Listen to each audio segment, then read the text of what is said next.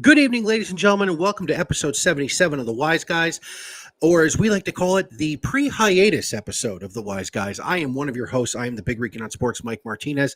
And without further ado, I will bring in my co host, Mr. JC Blue Note, Jim Cornidian. James, happy pre hiatus, friend. Happy pre-hiatus. We'll throw the Chiron up there just so this way it's a formality. Summer vacation. Question: am I driving the family cruiser, or are we going to Wally World, James? You know, you say that, and I'm almost wondering, do I risk the copyright strike and play Holiday Road to fade us out tonight?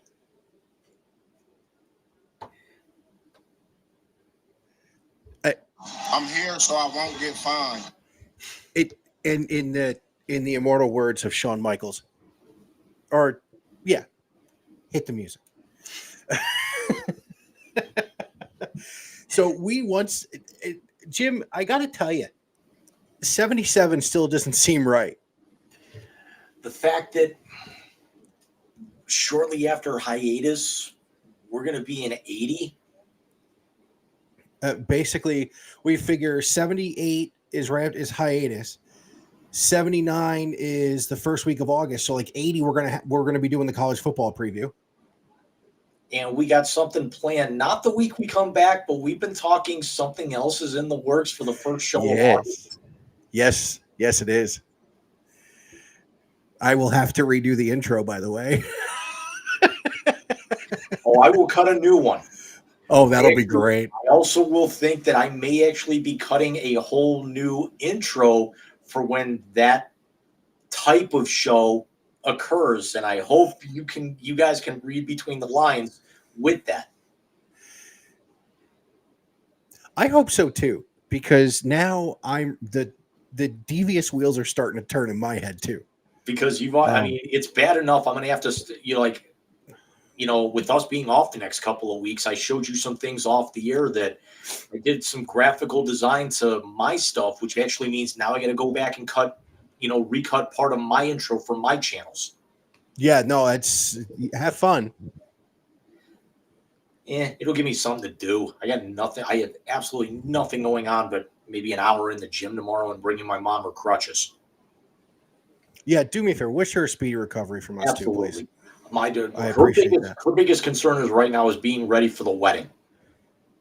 Oh, that's right. You guys got a wedding in a couple weeks. Well, she's not going to be ready for the reception in 2 weeks. Kind of pulling back the curtain. My cousin got married back at the end of March, and her and her wife made the smart decision that they did a very small wedding, just immediate. It was parents and siblings and their significant others only. And then they were going to do the reception in the summer. So that's in 2 weeks. But then her brother, the third of the siblings, from that part of the family, that's the one that's getting married in 6 weeks. And that's right. Okay. That's right. Okay. Now I'm starting to remember what the calendar is like. Yeah. So we're going to actually, we may have to move one of the shows that week to like a Friday or maybe a Sunday or something, because I'm going to be completely booked that day. Listen, man. You know me, I'm pretty easy. I just got to get the kid to sleep. Yep. So, Jim, we got another big content-packed show. So what do you say we hop right into it? Let's get to the hat trick. It's the 3 biggest topics in the world of sports from the last week. Get ready for the Wise Guys hat trick.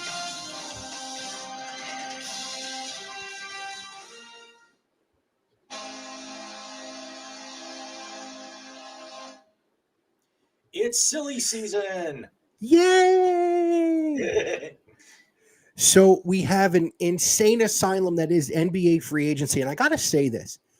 This is as crazy as it's been. Is it just me, or does it seem not as crazy as I thought it would be? I actually kind of go the opposite way, because I've got a list on a document I just pulled up, and I want to say that they may be doing fireworks tonight for the 4th, considering the overcast skies that we had the other night. So I'm not sure. I'll find out here in about 20 minutes. But I've got 3, 4, 5, 6, 7, 8, 9, 10, 11, 12, 13, 14. I got 15 names, even though we've only got about the biggest 8, 7 or 8 down here on the bottom. I actually think talent-wise, there were a couple of big names that switched, but we had just as many big names that stayed. No, we did. And I want to start. What do you say we keep that second name for the end, since that's the one that you and I really have vested interest in? And that's And let's start. and that's also the one that's not just really cut and dry. That's the one that's got the most flexibility for what it can turn into. Agreed. So let's start all the way at the left with the end of an era, as Klay Thompson has decided to leave the Golden State Warriors. And honestly, after they paid Draymond and refused to pay Klay, I got to tell you, I don't blame him one bit. But for a guy who wasn't what he used to be last year, he could be the most impactful free agent that would change teams. I posted the sports note about an hour and a half ago, and the video literally just finished uploading to the channel, to my channel, about 5 minutes before we went live tonight. Well, maybe 10 minutes, because you and I were watching a very important piece of video just before which that. we'll get to a little bit in the blast about the video we were watching. Yeah, because I gotta add that back in here. But he's 34, and it ends the 13-year run. And basically, the Splash Brothers, you could put them on the Mount Rushmore of backcourts in the NBA now, and that's over. No, agreed. And let's talk about what it meant. You're talking 4 championships in those 13 years, 6 trips to the finals. Yes. And really just setting records left, right, and center for a backcourt. But again, I want to talk more about the opposite side. Let's talk more about Golden State with this. Why are they paying that fucking thug and not Klay Thompson? You know, the idea that I had it here to make matters worse, because this was something that was, if people remember closely enough, this went back to last summer as well, because they reportedly offered him $2 and $48 last year to stay in the Bay Area, and that was far less than what Draymond signed for. And then they went out and they signed Jordan Poole to 4 years, $128 million, eventually to end up being Thompson's replacement. And this is 2 years in a row now with this hanging over the Warriors' head, that they actually finished in the play-in tournament and lost their first game and basically got sent to the lottery. Yeah, no, and that's as much as I couldn't stand the two of them because of the 4 trips to the finals our Cavaliers had, playing them, man, they were fun to watch when they weren't playing the Cavs. I mean, certainly I would say Klay a little bit more than Steph, because Klay had a lot more finesse on his shot, and whereas Steph just chucked it up from everywhere, and you found that Klay had a lot fewer air balls and bricks that didn't actually hit rim than Steph did. Yes, he did. But unfortunately, let's talk about what we're talking about. He has become a defensive liability. He was never the greatest defender, but he was good enough. But he has become a defensive liability, which going to Dallas, look, he fills the one thing that both Kyrie and Luka needed, which is a knockdown 3-point shooter. They missed so many threes in the finals, it wasn't even funny. Right. If they had someone who could have hit at about 40% clip, they probably could have taken Boston to 6 games. I'm not saying Boston would have lost, but they probably could have taken 6, maybe 7 games in that series and given a real shot at winning it. I'll be honest. And the other aspect of that is that if that would have been the case, at the very least, you could have actually seen maybe, I don't want to say a momentum shift, but it actually stops the bleeding enough to where you could finally maybe change your shoes so you're not slipping on the blood. Yeah, no, they got sliced and diced in that series, except for the biggest point margin in a win in NBA Finals history. Still doesn't fucking compute, but whatever. But listen, good luck to Klay in Dallas. And let's talk about that for just a second here. Where do you think, because I posed the question at the end of the sports note, what do you think this does with Dallas now? Because now you've got your big three there, but it's all guys who play the one and the two. I don't think that you could take Clay or Luka and shift them maybe to the three. Could this be something where you would think that the Mavericks would actually end up playing playing small, or do you think this is something where this would be the perfect ideal situation for them to be able to have three essentially Hall of Fame level players? Because even though Luka is only 26, 27 at this point, he's basically Hall of Fame worthy already. Kyrie's on the cusp. Clay's undoubtedly, because he's sixth all time in three-pointers made in his career. I want to say Steph's at 1 or 2 himself, but Steph's at 1. Is this something where, could Dallas possibly have the perfect storm here? Because with load management, they can give one of these guys a night off and not have to worry about someone else picking up the slack.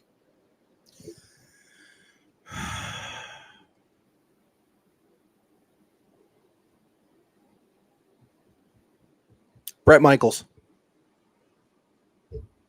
I'm here so I won't get fined. Exactly. And I didn't want to say beast mode because it's different.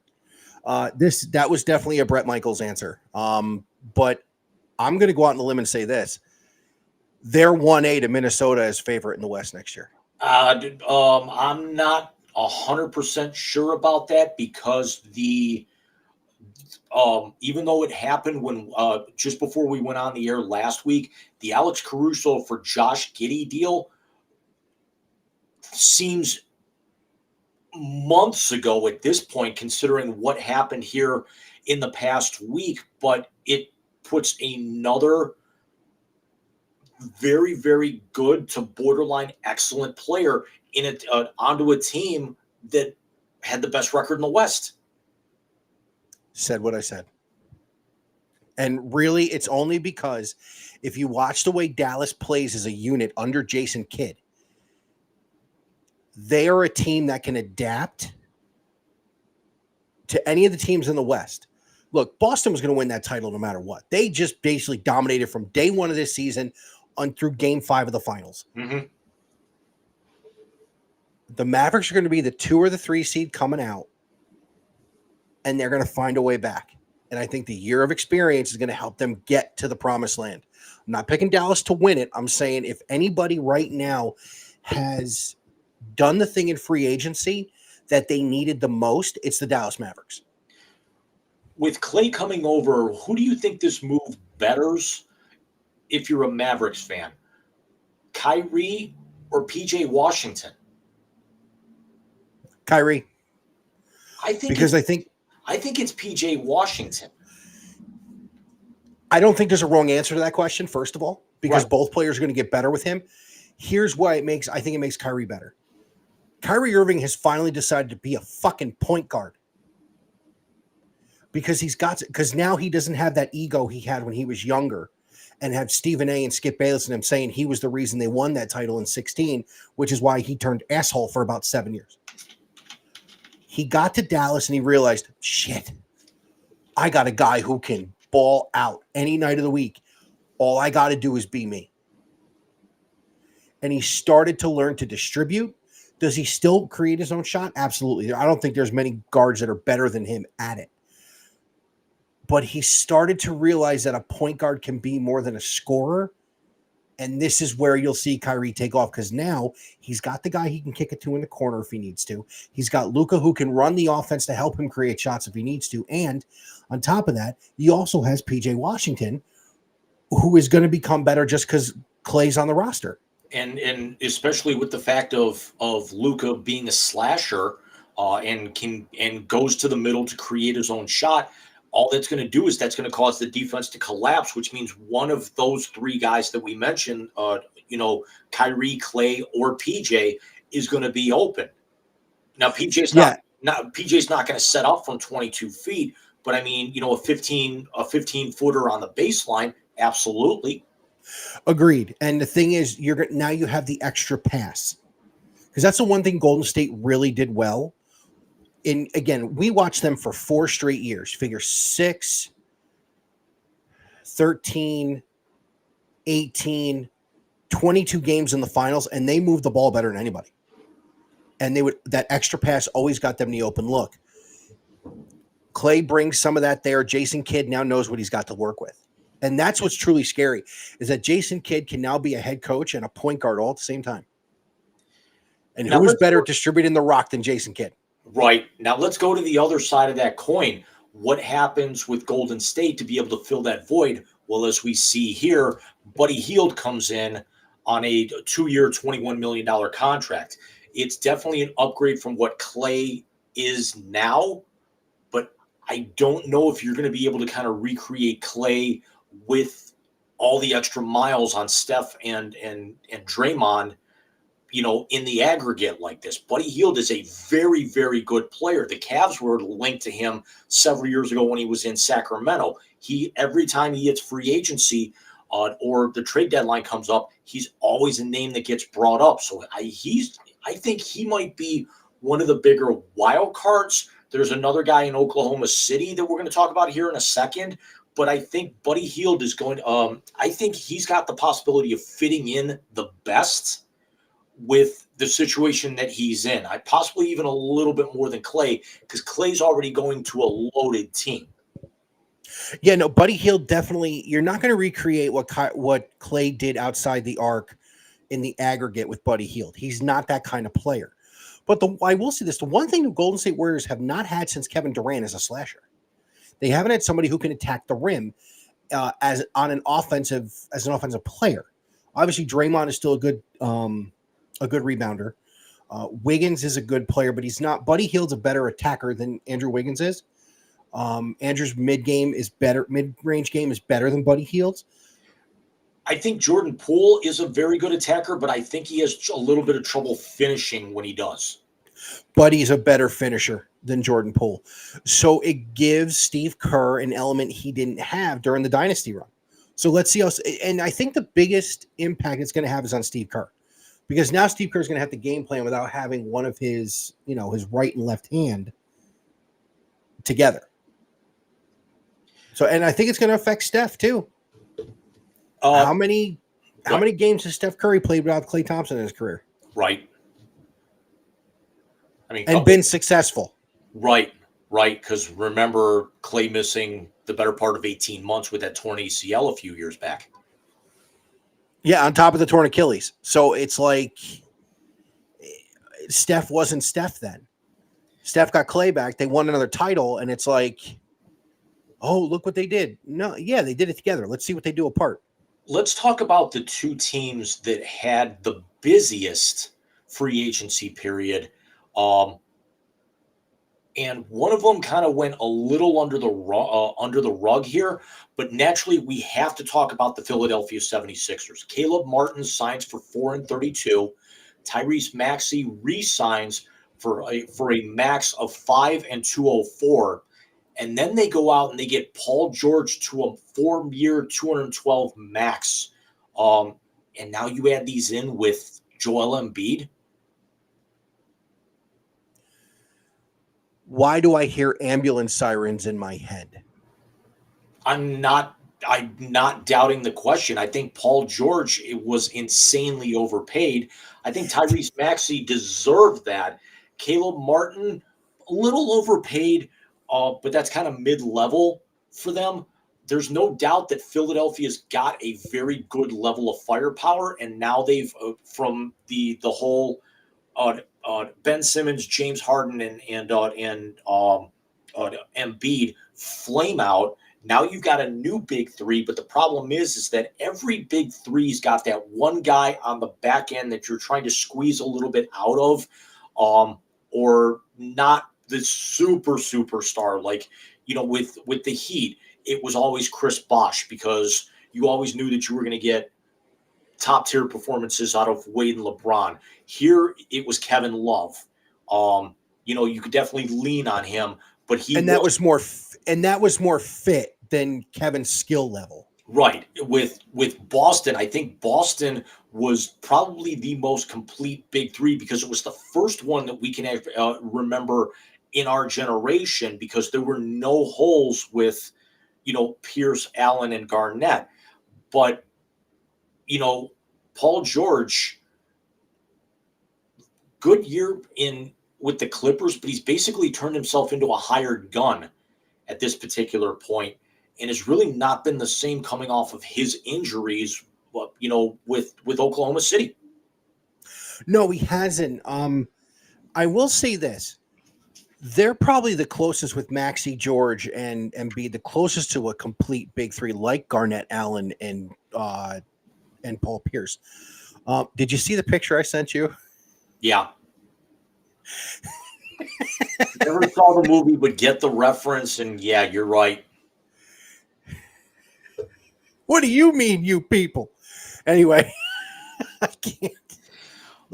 I'm sorry. Let's get back on topic. But yeah, no, they're probably the closest fully complete big three that we've seen in a while.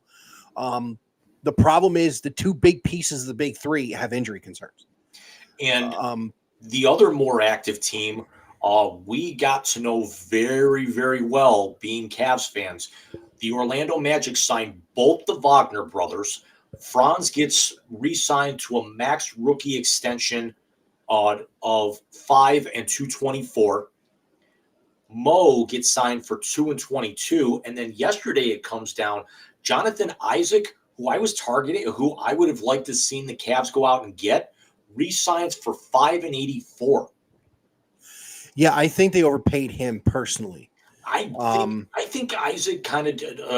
If he was overpaid, it's not that far off. I would say at the maybe $5 and $75. Maybe you overpay about $2 or $3 million a year. But Jonathan Isaac has got the potential of being the next big breakout star on that team that's loaded with them right now. Yeah, they did everything they could to keep that unit together. Yeah, I mean, they did everything they could to keep that unit together, which was very smart. I mean, this was a very good team that the Cavs, it took 7 games to get rid of. I will say this, it took the Cavs 7 games because they weren't healthy. A healthy Cavs team, that series is over in 5. I think the second round against Boston goes 7 if the Cavs are healthy. But look, we said it after the Cavs won that series. Orlando was going to be a fucking problem. And Paolo Banchero, the band is together. Let's see how they build on last year's success. What were they, the 5 seed last year? Yeah, they were the 5, and just with the fact of you've got both the Wagner boys they're probably the biggest pests in the NBA right now. Oh, I agree. I agree with you 100%. They're annoying.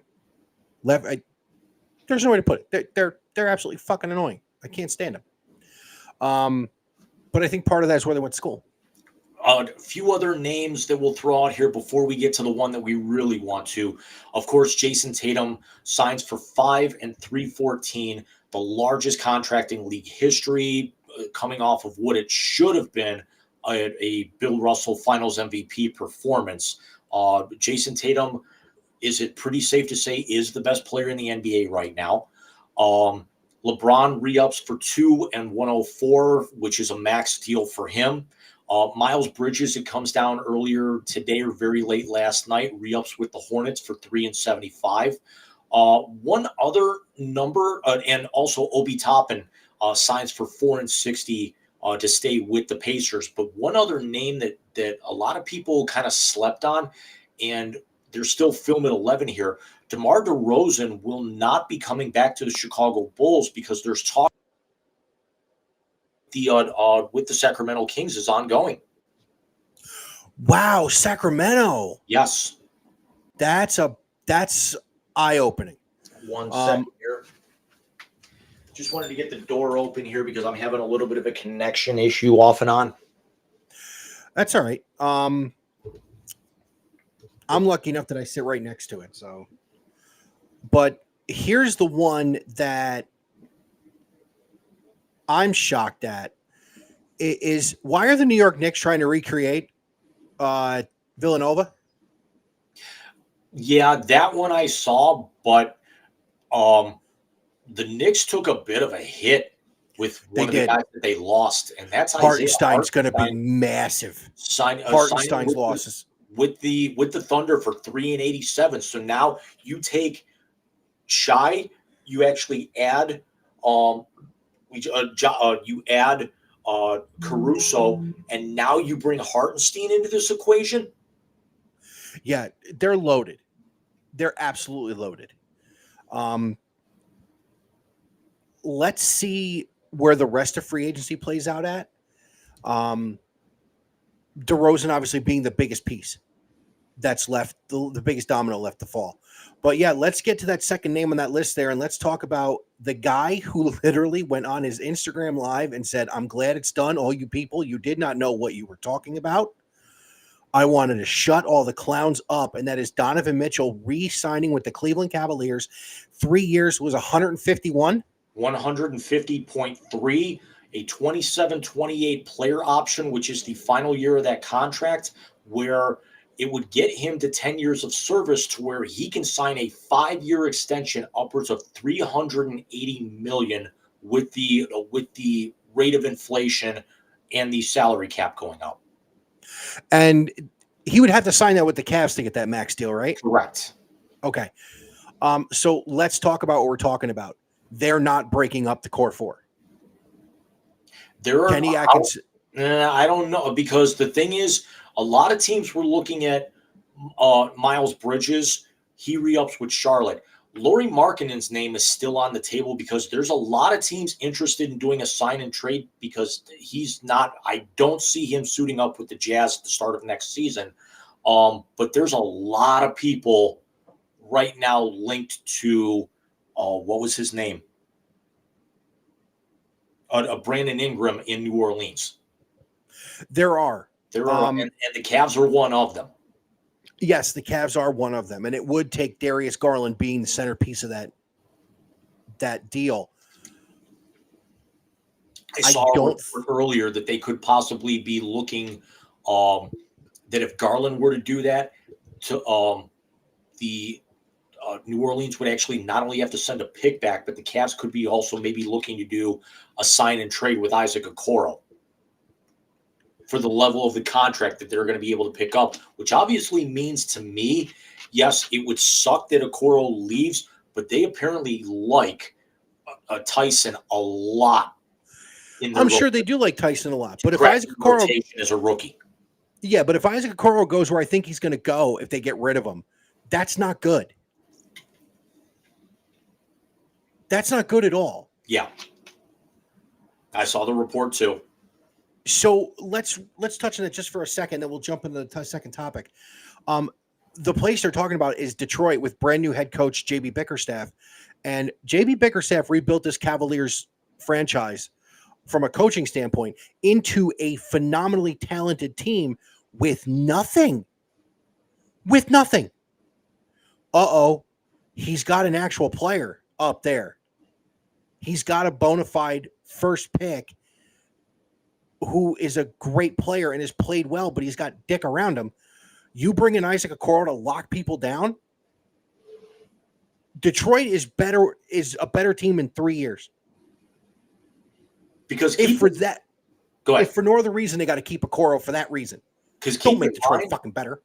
You know, with the Cavs' resurgence in the past 3 or 4 years, Okoro wasn't the first piece, but he was the second because Sexton was the one that started it. Then you get Okoro, then Garland, then Mobley, and Allen was part of one of those trades, you know.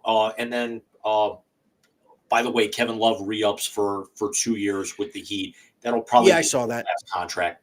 Yeah, definitely his last contract. I saw that.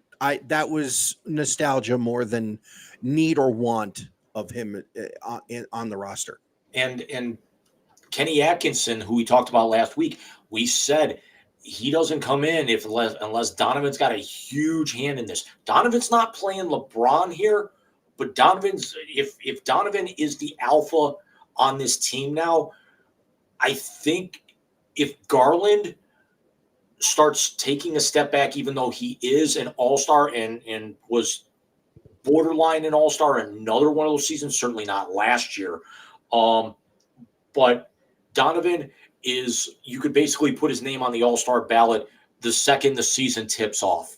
And he's going to get on that team in some capacity, even though All-Star games don't mean shit anymore. But Donovan's going to get look at first team, second team, third team, all NBA by the end of the season. If he's actually saying Kenny Atkinson is the guy I want, Kenny Atkinson is the guy that you go out and get. Yeah, and it's not about him playing LeBron. And we use that term because I'll be honest with you, I don't think LeBron had anything to do with JJ Redick getting hired. I honestly don't. I think it's a bonus they have the relationship, but I think JJ Redick got hired because they got a young team behind AD and LeBron, Right. and they want somebody who can build it.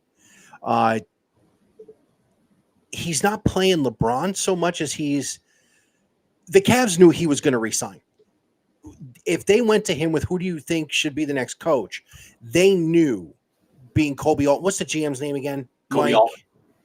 No, Kobe's the Mike Gansey. Yeah, Kobe and Mike Gansey knew that Donovan was staying. To bring in a guy who ran a 2-guard offense as an assistant coach. Jim, I've said it to you before. I'm going to say it to you again. Getting rid of Darius Garland is a bad idea. Bad. Me personally, if I had a choice between Darius Garland and Brandon Ingram, I'm going to take Brandon Ingram. Because you've got enough guards in the backcourt. You've got Max Strus. You've got Sam Merrill, who you can put in that rotation. Who's running point? You've got Karis LeVert there. Donovan, even as a 2, can run the point if he wanted to. He's not going to, but it's definitely something they can work with, especially especially at that point for the contracts that they're commanding. You're going to probably end up getting a halfway decent draft pick back because if the Pelicans do unload Brandon Ingram, the Pelicans are not going to be the Pelicans. That's going to be a lottery pick at that point because even though they've kind of come back and Zion's played a little bit better, Zion is still not proven anything to anybody. It'll be the first time Zion had a true point guard since Duke.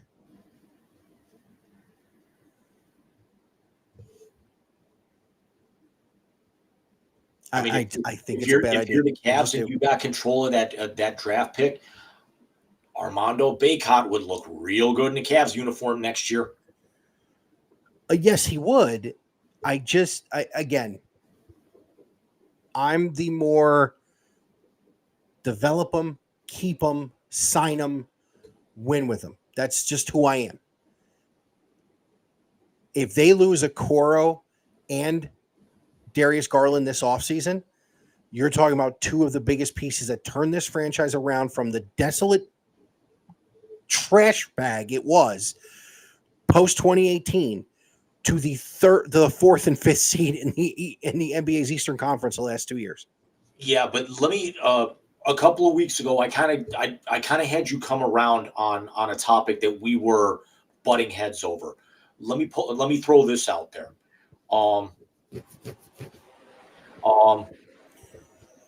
If you actually had the option, if you had to lose one, who's the one that you're going to lose? Darius Garland, where you get an even level player, or Jarrett Allen? I'm going to stay with Jarrett Allen all day because this team is not physical enough, and he's an all-star who can bang and score. You can actually get a guy to run the point. No, you're right. You are right. And do I want to lose the fro? No. I've already done that. Again, I'm fond of Darius Garland because of what he meant in the process. So, you know what? If it's one or the other, yes, Darius is the one that you can see go because you can retain Karis LeVert. You have Max Strus. You're right. Donovan can play as long as it's not George Niang. I don't give a shit. Right. So yeah, no, I get it, but you see where I'm coming from, though. You understand. I do, because the one other thing, and then we'll move on to our next topic here. This team has got a history, and you and I have both known this, watching this team for 35 years at this point. They've got a history of unloading very talented guards, especially point guards, but getting a very good return on them. Terrell Brandon, Mark Price, Kyrie, they got a haul back for, although it didn't work out very well. They got a haul back for Sexton. If Garland's going to go, they're going to get a haul back for him. And in that case, it could end up being not only a draft pick, but also another all-star. Yeah, no, and Ingram coming back would be interesting because I think at that point in time, it's Donovan at the 1, Karis LeVert at the 2, Ingram at the 3, Mobley at the 4, and Jared Allen at the 5. I would love for them to retain Imani Bates and actually let him play. See, Isaiah, but you've also got a healthy Dean Wade coming back next year that you've still got under contract through the end of next year, and I think he's an RFA after next year. You got Tyson in the mix, even though he's going to have some growing pains, but that's going to be, in this scenario, this team's got enough talent where you can ease him in. Yeah, no, I think he's ready though. I honestly do. Well, I think he's ready. Summer league here starting up, in today and tomorrow for most teams at least. Yeah, I saw of course, Bronny played his first game today. And we'll talk about that in the blast. Yeah, exactly. So let's get into topic number 2 there, sir.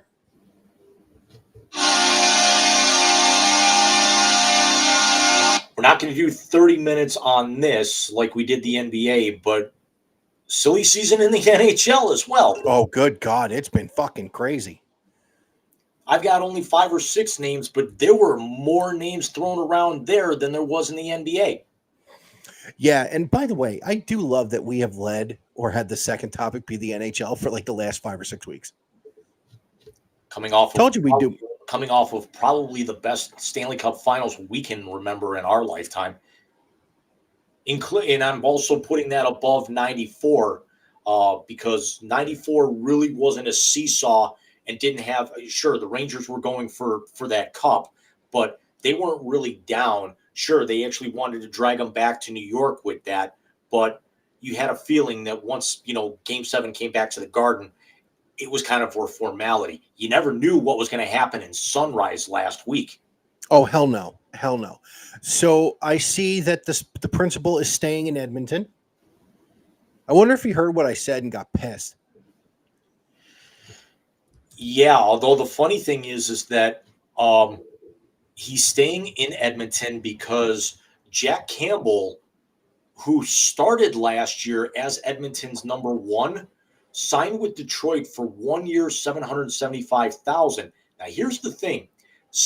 Jack Campbell, after the 2022 season, signed a 5-year, $25 million deal and then lost the starting job by November of last year and then got sent to the AHL. Well, that's a turn of events there you don't usually see happen.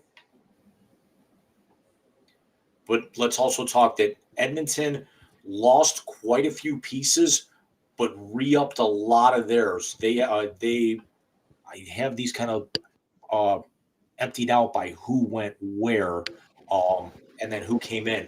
But Matthias Janmark, who played very well in the finals, re-ups for 3 years, $4.35 million. Adam Henrique, who they got at the deadline last year, re-ups for 2 years and $6 million. Corey Perry comes back to possibly go for a 6th trip to the Stanley Cup Finals, 1 year, $1.4 million. But the big name that not a whole lot of people saw, after we talked about last week, he got bought out with 3 years left on his deal by the Buffalo Sabres. Jeff Skinner comes in on a 1 year, $3 million contract and could also be playing on the same line with McDavid and Leon Draisaitl. Who's stopping that line? Nobody. Hey, speaking of Buffalo, I didn't know they had to pay what's his name's bonus. The one who got the $500,000. I was flipping through TikTok today, and Dangle came on, and they asked him. He said to Dangle, "You know who's going to pay that?" He goes, "Please tell me it wasn't Buffalo." They got to pay that dude $500,000 for winning the cup with somebody else. Yep. Unfucking real. That was part of it. It was the trade with the picks and the players coming back, but they actually had to write that into the clause to be able to get Florida to match up with the money. That's crazy. What do you think was the most impactful move for a team in this insanity-laden offseason so far? I know where you're trying to get me to go with this because of how busy they were and the fact that we talked about it the other day. But I personally think it was Jake DeBrusk going to Vancouver for 7 years and $38.5 million after 8 or 9 years with the Boston Bruins and a trip to the Stanley Cup Finals in 2019. But he goes on to a team that's one of the best offensive teams in the entire NHL to begin with. I understand what you're talking. And let's talk about it. Nashville going absolutely bananas, no pun intended, because of the color of their uniforms. But Well played. But I mean, they've gotten a lot of guys that have had success, but are now starting to inch up there in age a little bit. Agreed. Personally, I think the most impactful move in the NHL offseason is the Ducks actually going back to a good logo. It's still weird to kind of see that old logo in the new colors, and I like it. I do. The more I like it. I saw it the other day, started quacking, and Bobby's looking at me like, what are you doing, dude? I just can't wait to actually see it on center ice in just a few short months. Yeah, that'll be fun. And no, I was trying to get you to go there with what Nashville is doing because they have gone just plumb ape shit with what they've been bringing in. And yeah, I noticed from looking at ages that these guys are starting to get up there. So, I think Nashville's going all in, obviously. I do like DeBrusk to Vancouver because that is a great offensive team. But again, with what Edmonton's doing, I still think they're going to be the odds-on favorite to come out of the West again next year. Is Florida prime for a repeat run, or are we talking somebody else? I don't think so, because let's actually we talked about how some pieces and parts have moved around with Edmonton, but let's actually talk about the pieces, parts that now fit in with Nashville, who are now out in the West and have to be looked at of possibly being a top 3 or top 4. They signed Steven Stamkos, the long-tenured captain of the the Tampa Bay Lightning, 16 years, got lowballed with a contract offer last year, and also won 2 Stanley Cups. He signed for 4 years, $32 million. They go out and they get last year's Conn Smythe winner, Jonathan Marchessault, from Vegas for 5 years and $25 million. And then it's reported yesterday they get Brady Skjei for 7 years and $49 million from the Carolina Hurricanes. Oh, yeah, just a year removed from hitting the biggest home run in free agency last year, signing Ryan O'Reilly, who a former Conn Smythe winner. Wow. Yeah, Nashville's going for it. And you and I talked about this. You actually posed a question to me when we were on the phone. What do you think Nashville is doing with this? I said it's going to have to be what, it's not like basketball, because it's not just the situation of just there's one ball, one puck here, just because of how open things are. Nashville is going to score. Nashville has got the talent to be able to make a serious dent in the West now and challenge Dallas and Colorado for the top spot in the Central Division. Any team that has UC Saros in net is going to be one of the favorites. Let's just throw that right out there. And Eddie Marchessault isn't exactly a bad thing to do. No, especially after the fact that I want to say Marchessault put up 40 goals last year. Unreal. But, we talked about that, but then we got to talk about the defending champion Panthers. They moved a lot of pieces around. They lose Oliver Ekman-Larsson signs with Toronto for 4 years, $14 million after winning the Cup. Brandon Montour wins the Cup, goes to Seattle for 7 years and $50 million. And we're going to talk about the Seattle Kraken here in the Blast doing something that's long overdue and probably the second best feel-good story of the week. The big news, though, with Florida, and we talked about it just last week, Sam Reinhart re-ups with them for 8 years and $69 million. Make your joke. Nice. But yeah, that had to be done. Florida's primed to make another run, but is it going to happen? I don't know with losing Montour and Ekman Larson in this capability, in this aspect. Plus, also they lose Vladimir Tarasenko to Detroit, who signs for 2 years and $9 million, and then Detroit brings back Patrick Kane for $4 million for next year. I mean, good on Detroit for doing that, just because, remember, Kane didn't sign until midway through the season last year. So now you actually have a full year, with him. I think Detroit makes a little bit of a move, but Detroit's now started to become what the Rangers were, say, 5-6 years ago. They're signing up all the aging veterans, trying to squeeze, trying to get the last bit of juice to come out of that lemon. Yeah, that's when you told me Patrick Kane was there again. I'm like, oh, we're going old school in Detroit. I see how that works. One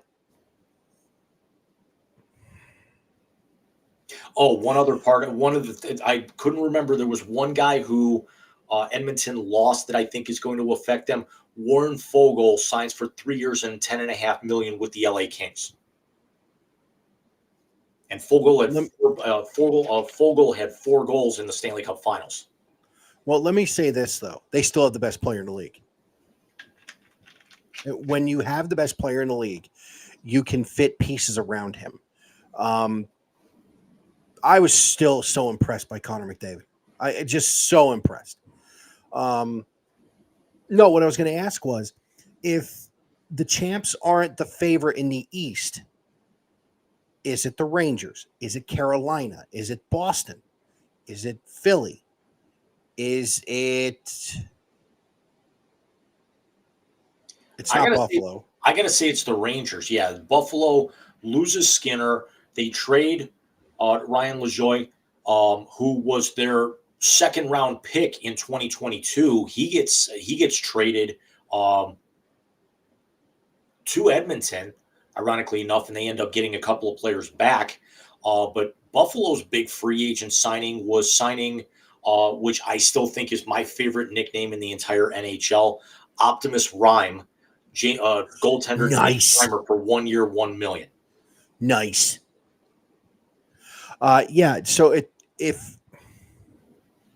because the Rangers, most of that team is staying. It's under contract, if I'm not mistaken. Plus, they got that. Go ahead. They got that fucking goon rookie. Yeah, he's got another year under his belt. Adam Fox is going to be back for another year. Lafreniere is going to be back for another year. Chris Kreider. Yeah, Chris Kreider. Although his time is running out, you've got a top 3 goaltender in the league in Igor Shesterkin after Connor Hellebuck won the Vezina since we last came to you. Yeah, no, I part of me was thinking that just with all the movement and the Rangers staying pat because their team is basically all signed. So just from a chemistry point and the fact that you were in the Eastern Conference Finals, you gave Florida a pretty good run. You lost to the champs. 4 more quick moves here. Seattle. I'm sorry, not Seattle. Wrong line here. Sean Monahan, who starred last year with the Winnipeg Jets, goes to the Columbus Blue Jackets for 5 years, $27.5 million. Hopefully, he doesn't fall into the same pit that Johnny Gaudreau and Patrick Laine have done before then, of going out and trying to hit a home run, and it flames out horrifically. The Tampa Bay Lightning, after losing Stamkos, re-signed Victor Hedman to a 4-year, $32 million extension, and he'll probably end up taking over as captain. And probably one of the bigger moves after 9 of his first 10 years in the league with the Pittsburgh Penguins and a Stanley Cup champion. Jake Gensel signs with the Lightning for 7 years, $63 million.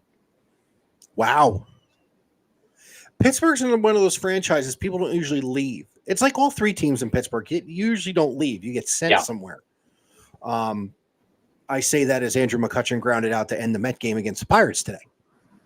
So, but yeah, that's surprising to me because you don't see too many free agents other than the morons leave the Squealers, the Penguins, or the Pirates for that matter. Right. They usually get dealt beforehand, but no, that's interesting to me. 2 more real quick. Probably the feel-good story of all this. My Blues don't make a whole lot of moves, but 2 of the moves that they did make are very cool. Pierre-Olivier Joseph signs for 1 year, $950K. His brother, Matthew, was traded to the Blues on Tuesday. That's awesome. That's really cool. And then I don't know how much stock I can put in this because it's a lot of talent, but I'm wondering if if they're really going to be able to challenge or if they're really just looking to put their guy over the mark and I'm going to give it and it's going to be given away. Pierre-Luc Dubois was traded from the LA Kings to the Washington Capitals for Darcy Kemper back on June 19th, and then and he also signed an 8-year, $68 million extension in 2023. So you're paying a guy $8.5 million for the next 7 years. Oh yeah, Washington also makes another trade, sending Nick Jensen and a 3rd rounder in this year to the Ottawa Senators, and are on the hook for $4.6 million for a guy who's going to be a free agent after this year, Jacob Chychrun, who's been rumored to be moved and was at the top of the free agency plateau and the trading deadline each of the last 3 years. Wow. Is Washington trying to get Ovechkin another cup before he retires? I don't know if they've got the talent to get him to a cup, but I'm wondering if they're trying to put enough weapons around him because he's only 42 away from breaking Gretzky. I don't know if he'll get it this year. I mean, over the course of the next 2, but that's going to mean he's going to be playing until he's 44 to break that record. 44 goals or 44 points?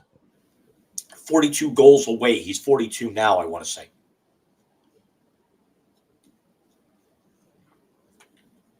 Midway through next year. Because they just announced the schedule, so they'll be opening mid-October. I want to say most teams are going to be opening around the 9th, 10th, 11th, somewhere in there. Nice. Wow, them opening, NBA opening, and baseball playoffs all at the same time. Yep.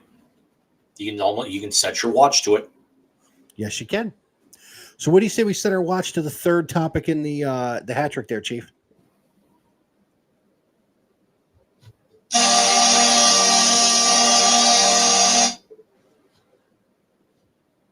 Can you fucking believe we are here already? Next week weekend. from this coming Tuesday, we will be at the Major League Baseball All-Star break. The statistical first half of the season will be over. Good God, thank you. They're 43 and 44. After giving up a record last night, but we won't talk about that now. 7 dingers. I can't. Including 2 guys hitting grand slams in the same game for first time in history. 2 guys actually hit multi-home run games, and each guy had a slammy. It bothers me that one of them is Rowdy fucking Tellez, but whatever. Paul Skeen's 5-0. Dude, McNeil hit a bomb off him last night. That's about all they did. Throwing 104, it's gonna go out. Just gotta put the bat there. No, Right. I know. But the All-Star starters are announced. The American League. My favorite part is the left side is Guardians, and it's Jose Ramirez. Honestly, your front runner for second place in the MVP because what Judge is doing is not even fucking cool. We'll start at 3rd base for the Guardians in Texas, and Stephen Kwan will start in left field for the American League. You also have, Adley Rutschman and Gunnar Henderson will make up the shortstop and the catcher. Jose Altuve, for the billionth time, will start at second base. Who's at first for? Oh, I had it and I lost it, but you've also got Judge and Soto for the Yankees, which actually means there's only one other player, not out of those 4 teams that are starting. Yeah. What? I think the reserves are being named middle of this week. Tomorrow. Okay.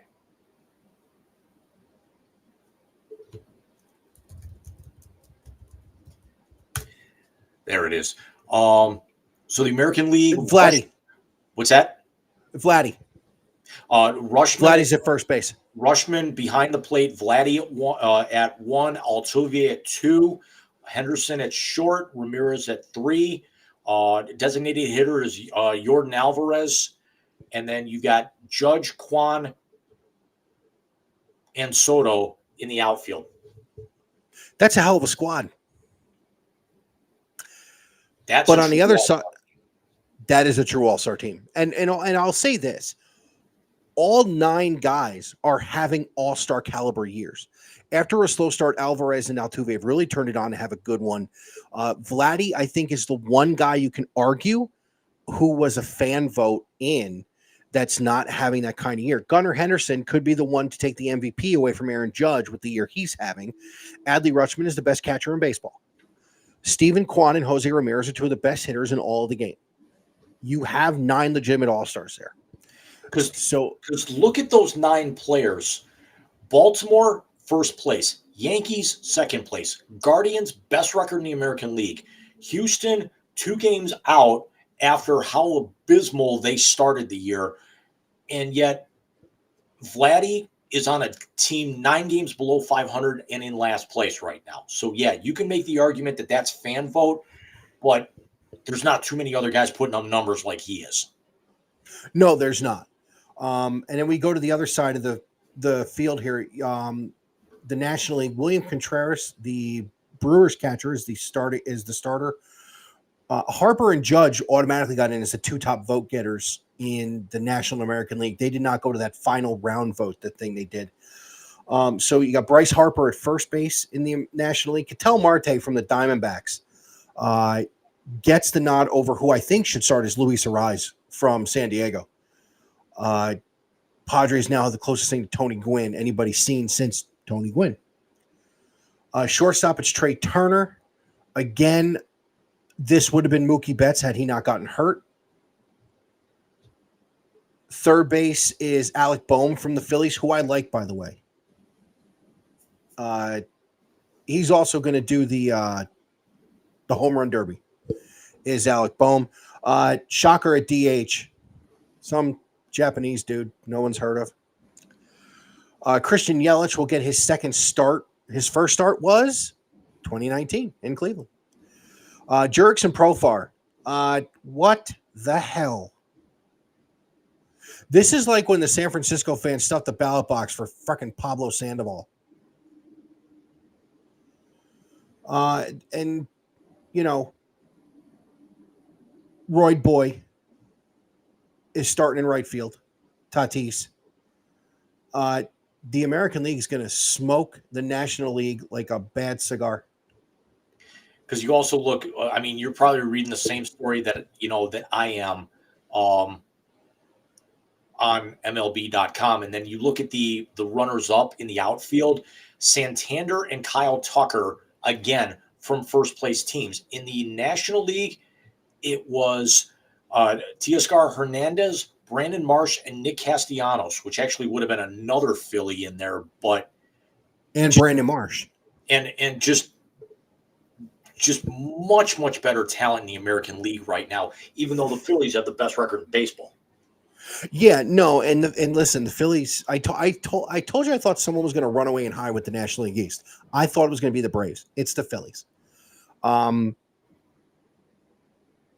But the shocking thing to me is no Ronald Acuna, no Ellie De La Cruz. Who are these people voting for? Well, I mean, at this point, it's as starters because they're probably most of these guys that we're talking about are probably going to get in as reserves. Because if you look at it, Philly gets 3.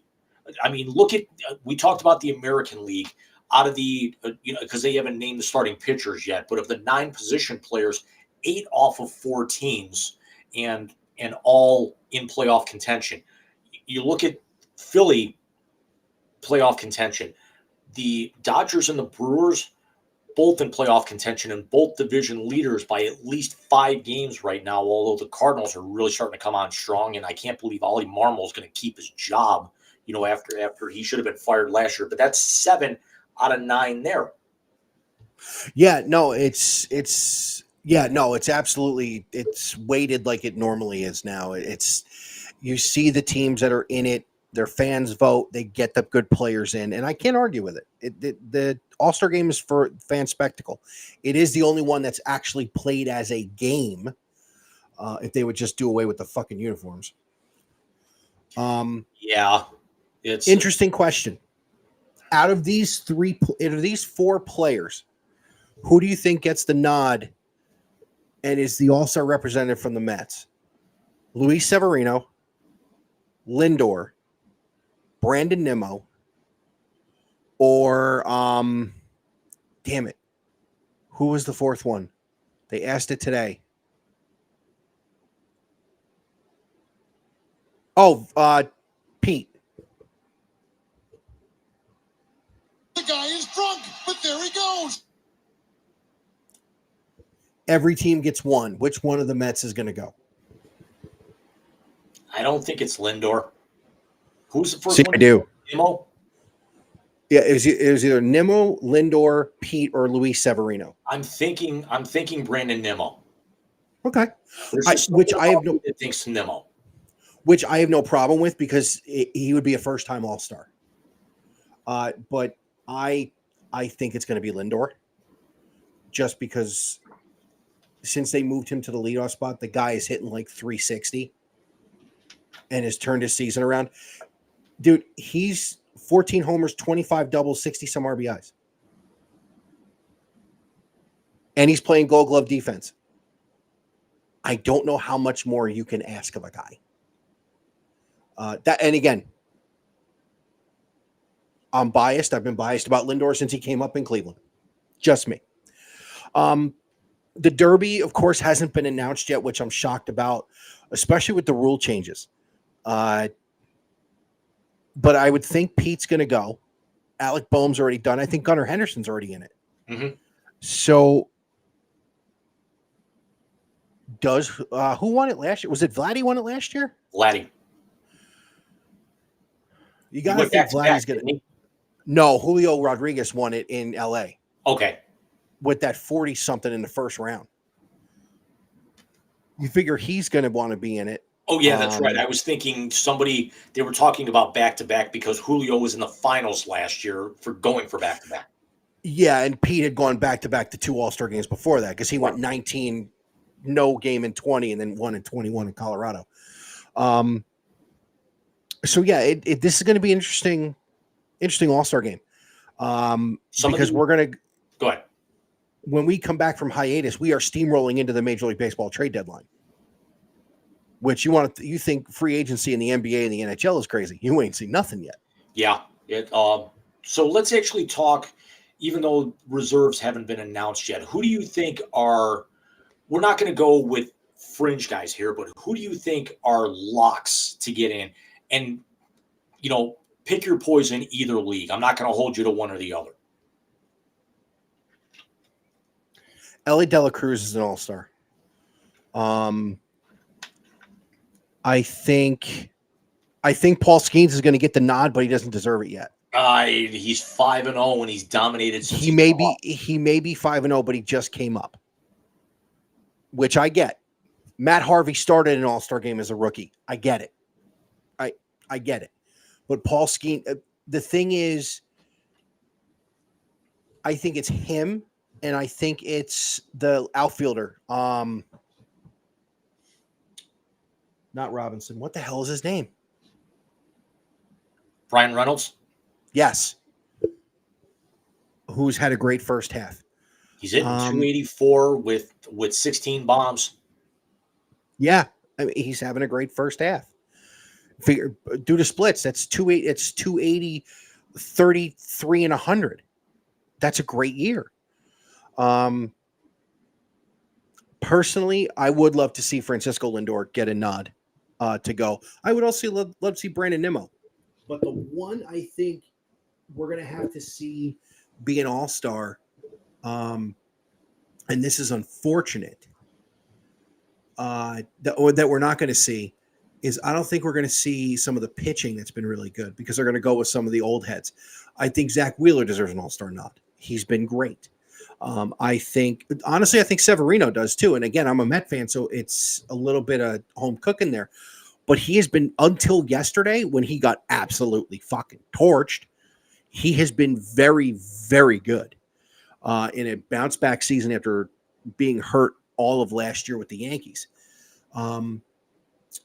I think you're going to see Rafael Devers, maybe Tristan Cassis from the Red Sox.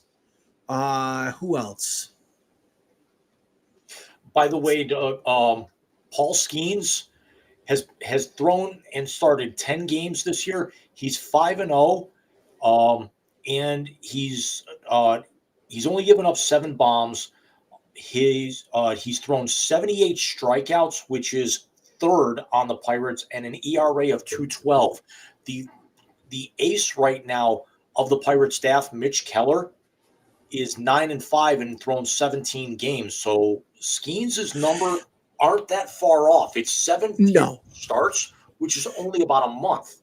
Yeah, no, and I didn't realize he had made 10 starts already. I thought he was at 6 or 7. 10 starts, with what he has done, yes, he should go to the All-Star game. I think you see Mike Trout. I think he'll get named because he's the sentimental pick. Who am I forgetting?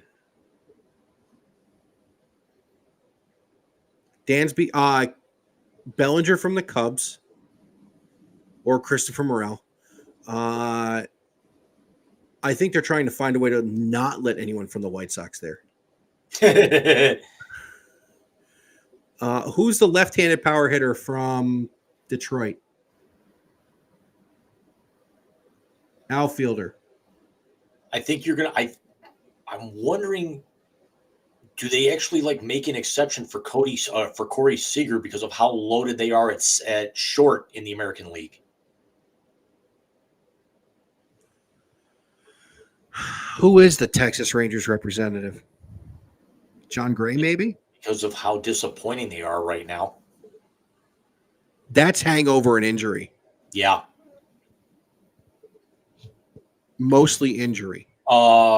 Tigers, say that one more time. It was a left-handed power hitter, outfielder. Riley Green? Maybe. Riley Green's got 17 jacks and is hitting 263 this year. There's another name. Mark Canha? He's only got 6 hit. No. The only other Tiger in double digits is Matt Vierling, That's the one I was thinking of. Vierling. Well, he's at third, which means he's not getting in over Jose and one other guy. Well, no, and it's tough because it's obviously I'm hit 246, and he struck out 70 times already, and he's only got 35 RBIs. His OPS is 715, and his OBP is 284. Yeah, maybe not him. I would think Riley Green. Yeah, I think you're right. Bobby Witt from Kansas City. I think Tariq Skubal, the starter for the Tigers as well. He's 9. That's who I was thinking of. It was a pitcher. It wasn't a hitter. I'm sorry. 9-3. He's got 119 strikeouts and a 2.45 ERA. Yeah, because Riley Green has the 16th highest OPS in Major League Baseball. Brent Rooker is going to go from Oakland. As I said, Bobby Witt Jr. from Kansas City. I think Freddie Freeman's going to get another All-Star nod. Frederick. I love that shit. We're gonna get definitely one more Guardian as a lock in Emmanuel Clase, Yes. who is Um, probably by Labor Day could have broken the Guardians' all-time saves record. That's not even right. You mean he's going to have more saves than Joe Table?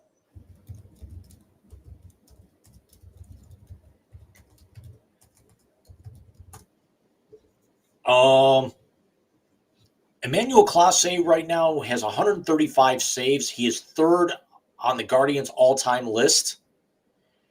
Next up, Bob Wickman at 139, Cody Allen at 149. Clase is 14 saves away, and we're not. And we just hit the 4th of July. Jose Mesa, he passed him about 2 months ago. I knew Mesa wasn't that high on it. I just always wanted to say Joe Table again. If I can just throw one last number at you before we get to halftime. Ellie De La Cruz has stolen 43 bags.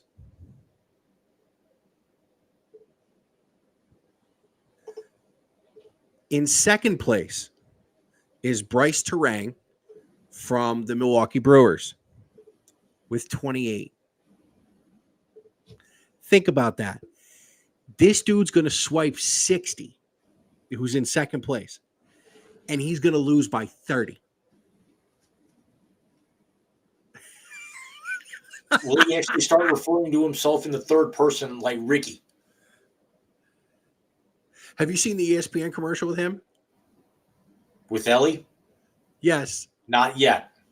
They're walking through the offices, and this one of the female anchors goes, "Ellie, you're going to miss this meeting. Don't worry about me. Don't worry about me." They walk into the meeting room. He's sitting there. They go, "How did you?" "I'm the fastest man alive." I saw one of those YouTube, like TikTok hybrid type things where a guy is like, his wife is passed out on the couch and he's like going out or something and he doesn't want to wake her. So he takes the blanket, covers her up, grabs the keys very quietly, goes over. And she's in the car. And she's already in the car when he gets in. That's some shit. That's some shit. So what do you say we get to halftime? We're at hour 13 in because, again, free agency has been nuts in both the NBA and the NHL. And we've actually got we've got about 4 or 5 very quick stories. A couple of them are very good stories. Unfortunately, we got a little bit of a tragedy to talk about. And then we've got band practice to call it a night. Yes, we do. So we'll see you in about 8 minutes. Somewhere in there. Sounds good.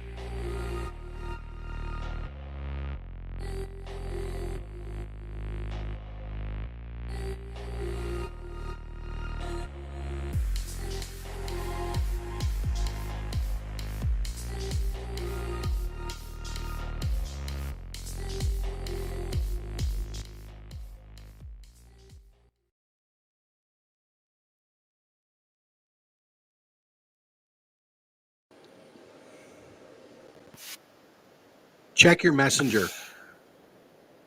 I just saw it. I just shared you back. We got breaking news. DeMar DeRozan is a Sacramento King. The deal is done. It is a sign and trade. DeRozan is now a King. As I'm reopening it up. 3 years, $74 million, and it involves Harrison Barnes moving to San Antonio. So this must have been a 3-team deal. Had to have been. Kings are trading Chris Duarte, 2 second-round picks, and cash to the Bulls. Harrison Barnes goes to San Antonio, and the only part of the deal that the Kings acquire is DeRozan. That's a hell of an ad for a team that 2 years ago we thought was going to fall off a cliff and really now has to replace Buddy Hield. I mean, you think about it now. Look at the lineup that Sacramento is going to be rolling out there. Domantas Sabonis, Keegan Murray, DeMar DeRozan, De'Aaron Fox. That's, yeah. Even though DeRozan turns 35 next year. That's still going to cause problems. Yeah. They'll be back in the playoffs next year. Yeah, DeRozan's a good player. And he's a good fit. I mean, that's the one thing I'll say about most of the moves this year with the NBA. A lot of them are very much good fits for the teams they went to. So there's your breaking news from the Wise Guys. Let's get to the blast, my friend. And it is a loaded blast. Let's start with the Vikings. And let's end with the feel good on the end. We've got 2 pieces of feel good in there, but unfortunately, let's start with the bad. That Vikings rookie cornerback taken in the 4th round this year, Kyrie Jackson, was killed in a car crash overnight in Maryland. He was only 24 years old, and the crash occurred about 3:14 in the morning. And 2 of his former high school teammates, Isaiah Hazel and Anthony Lighton Jr., were also killed. Yeah, they're talking that high speed and possibly alcohol had something to do with it.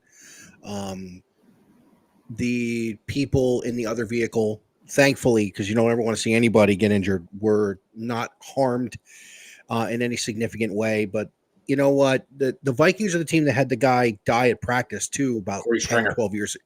Yeah. The Vikings... That's rough, man. I'm sick of doing our show and having all this tragedy and shit to talk about. I think the one that's probably always going to stick with me was the one that happened with the Hornets years ago. With Bobby The one that's Phillips. always going to... Yeah, Bobby Phillips was tough. The one that's going to stick with me is what happened with the Indians. With Timmy Cruz, Steve Olin, and Bobby Ojeda. That was a boat, but yeah. Yeah, well, that was a boat. I mean, just the NBA and car accidents. I mean, Bobby Phillips. Oh my God, the guard from the Nets, Drazen Petrovic. Yeah. He would have been, forget it. He would have been in the conversation for best European-born player ever had he not left us as early as he did. That's sad, man. That's just sad.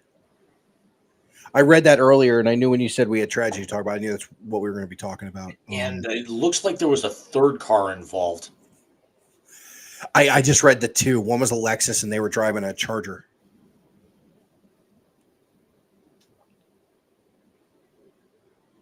I could have sworn I just saw something because I was reading over the story here. The Charger left the road and struck multiple tree stumps. Yeah, that's horrific.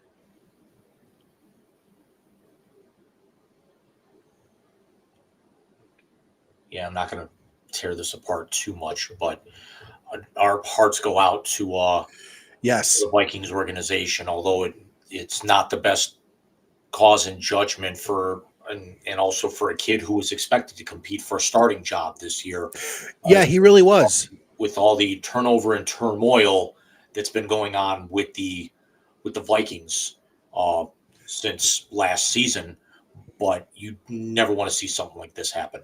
No, not at all. Off topic. This just came up on my Facebook timeline. They're a week behind us at Bleacher Report. Biggest collapses in sports. Oh, They had all the ones we talked about, with the exception of neither one of us cared the men's national team didn't make the World Cup in 2018. because it's men's soccer in the United States, and we've never been competitive enough to care. Yeah. What's scarier than that is Ted Lasso is more popular than the men's national team, and Ted Lasso is a fictional coach that went to England to coach. What, they made the round of 16, 8-9 years ago or whatever it was in the It World was Cup? more than that. It And- was 2002 was the first time they made the 16. Well, But yeah, they've done it again since. yeah, but it's But the first time. But they were ready to throw a national friggin' holiday when they got clobbered, anyway. Meanwhile, the chicks are winning cups every 4 years. Yeah, I mean, not recently, but yeah. Well, they've gone. No, just the last one they did. The one before that they did. Rapinoe's last cup. It's just still weird to actually also see that, Megan Rapinoe, Carly Lloyd, Alex Morgan not participating in a lot of these teams anymore. It's just the whole changing of the guard anymore. It really is. It really is. I mean, We have just to sit back thinking. and remember that Alex Morgan, we remember her when she was 20, 21, 22. Everyone actually fell in love with Alex Morgan. Number one, because she was so good and talented that she actually had to bust her ass just to be able to crack the lineup, even if she didn't get to play, and then turned into the face of the squad, and also was a sex symbol the whole time, Yeah. And she's 35 now. Yeah. And by the way, hats off to former women's national team goalie Brianna Scurry for finally getting in the Soccer Hall of Fame. Yep. The most famous save in women's World Cup history Mm-hmm. in 1994. Not 94, 98. Or no, 99. What the hell year was that? 99. I remember watching every minute of that game, including overtime and the penalty kicks, and that was just edge of your seat, and that was some save, man. And she's our age, by the way. She's 45. Yeah. So she was 20 years old and made that save on the international stage. Think about that.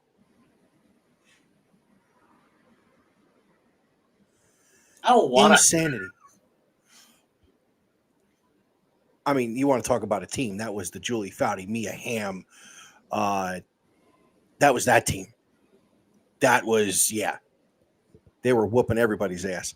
Anyways, let's go over here to let's touch on Bronny real quick. 4 points. Not a great shooting night, but he looked like he belonged.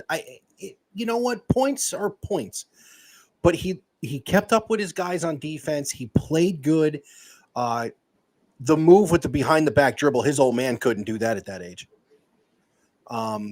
So I think what we were talking about last week, if he is developed properly, Bronny will be a very good NBA player. And again, people remember, he's not trying to be his old man. This is not going to be who's better, LeBron, Jordan, Kobe, or Bronny. No, that's not what he's going to be. He's not. Bronny will be a very successful NBA player if he keeps going the way he's going. Because right now, I equate Bronny to, it's not even trying to shape and polish, a rock, trying to be able to get a precious stone out of it. It's taking the cut down piece of like a tree stump and trying to mold it into a gorgeous, vase or something like that.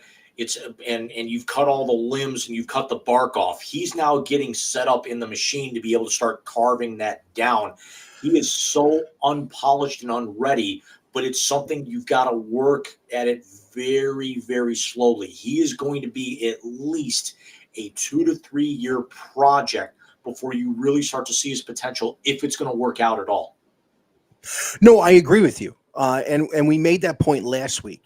that this was going to be a project. I think he's got the right head coach to be that project because I think he will grade out closer to JJ Redick than anything else. Defense, hit the three, run the floor, be smart. He's got great basketball IQ. That's the one thing he did get from his dad is that. Plus, the kid can jump out of the gym.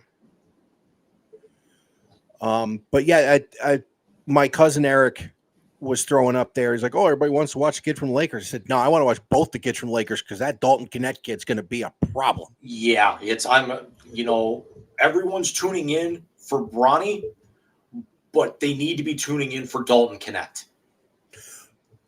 Yes, I agree. Dalton Connect is definitely the better of the two players the Lakers drafted this year. 100%. But one is the media circus, unfortunately. Yeah, for him. It's like when LeBron got drafted. LeBron was the most raw, but everyone, quite honestly, should have been paying it. Well, then again, it was the year before. Never mind, I take that back because I was going to say it was Carlos Boozer. Boozer was year before, but no, LeBron was the most. LeBron was the one with the highest upside, but everybody that year should have been paying attention to Carmelo Anthony. Yeah. So yeah, no, it'll be good. I look forward to watching him progress.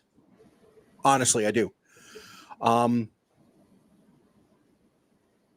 Miranda dude was just hitting the cover off the baseball, wasn't he? 12 in a row. I mean, this is a game where if you hit 3 out of 10, you end up in the Hall of Fame. This dude, 12 hits in a row. He was getting standing ovations on the road for tying the record, and then when he grounds out, he gets another standing ovation. Where were they that he didn't get it? Oh, where'd it go? He's with Minnesota, right? Yeah. I take that back. They were home. They were playing the Astros today. Okay. What was the record? 14? No, it was 12. He tied it. Oh, he tied it. Okay. Yeah. Byron Buxton and I take that back. That's the MLB record was set by the Chicago Cubs' Johnny Kling in 1902 and matched by Pinky Higgins from Boston in 1938 and Walt Dropo in 1952. So that's the first one in the real post-expansion and the modern era to pull this feat off. Oh, my God. 52. 72 years since that's been done. Good Lord. So what'd the Kraken do? The Seattle Kraken have signed 32-year-old Jessica Campbell to be the first female assistant coach in league history. That's phenomenal. You sent me that the other day and said it has to be in the Blast too. I just remembered that. Good for her. Did she play? Is she from Canada or is she from the United States? She played in college and got most of the story right here. But she was an assistant coach for their AHL affiliate, the Coachella Valley Firebirds, and where she was the first woman ever to be behind the bench in the American Hockey League. And the Firebirds went to the Calder Cup final last year where they lost to Hershey. And Seattle was definitely going to make a lot of turmoil because they brought in former Pittsburgh and Buffalo head coach Dan Bilesma to replace Dave Hackstall, who was their first coach in history. And just with the way that she kind of got the reaction out of her players, coaching as an assistant down in Coachella Valley, kudos to the Kraken with all the firsts that they keep making. First African American lead by play-by-play announcer in Elliot Fitzhugh. First NHL or major arena of its kind to actually not have the center scoreboard, but basically to be able to set it up to where it's where you took it and split it over both ends of the arena. First one to use recycled water for your ice surface. I remember you telling me about that when they opened the arena. And now Jessica Campbell behind the bench. Just how good is this story? It's a great story. And I'll tell you what, she coached in the minor leagues, Yes. which is huge because especially with the NHL and Major League Baseball being the only two with really minor league systems leading into the top level, she's got a relationship with a lot of players they're going to bring in and out because she had them in the AHL.